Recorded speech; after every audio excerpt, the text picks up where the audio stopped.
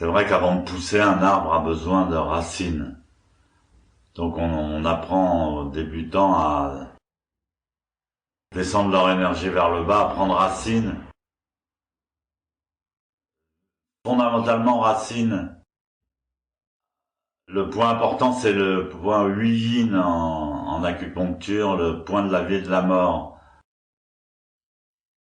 C'est un point qui se trouve entre l'anus et les organes sexuels. Et il y a un méridien, le Chuang Mai,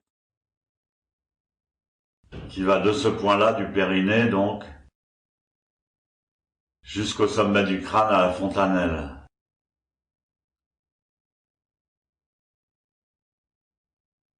Donc c'est ce qu'on appelle le chakra racine. Et il prend racine, c'est-à-dire qu'il s'arrête pas entre l'anus et dans la zone du périnée, mais il s'enfonce dans le sol énergétiquement. Il prend racine jusqu'au centre de la Terre.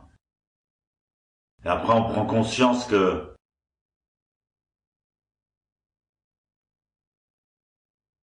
qu'on fait partie de la Terre,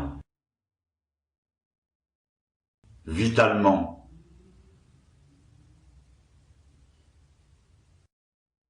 On est enraciné. Et donc là,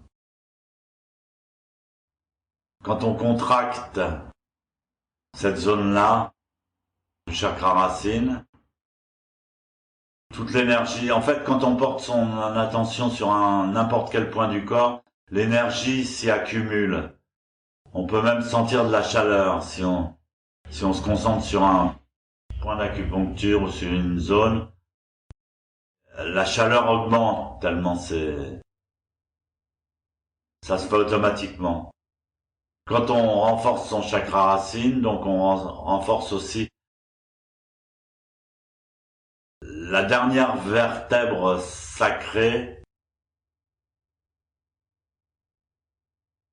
qui avant, par exemple les chiens, ils ont une queue, ils remuent de la queue. Bon, nous, on n'a pas de queue, mais dans l'évolution de la vie, on en a une quand pendant la préhistoire, où il y a des millions d'années, on était des mammifères avec une queue quand on est sorti de l'eau. Donc elle existe encore en puissance. Donc ça, c'est encore un point. La dernière vertèbre sacrée en bas, là. Le coccyx. Là aussi, vous contractez, mais légèrement. Et vous recevez de l'énergie de la Terre. Et vous mobilisez votre énergie aussi à vous. Et là, la posture prend de la force et de la vitalité. Évidemment, tout ça, c'est mélangé à la respiration. Il faut improviser, c'est comme un instrument.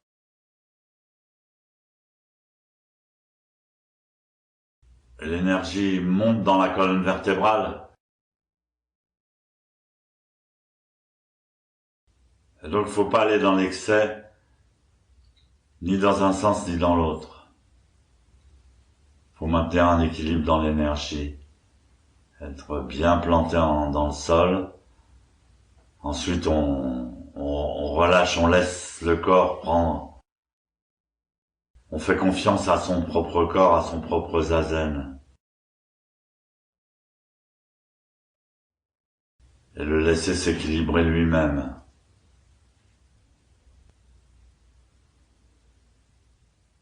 Il faut pas oublier que le zazen, c'est l'endroit, la place où l'ignorant que nous sommes rencontre le Bouddha. Les deux pratiquent zazen ensemble. Donc il faut faire confiance au Bouddha, pas l'ignorant.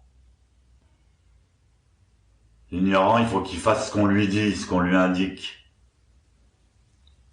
Qu'il porte son attention sur les directives, sur ce qu'on lui indique. Mais le summum du zazen, c'est de se laisser complètement guider par le Bouddha. C'est ce qu'on appelle abandonner l'ego.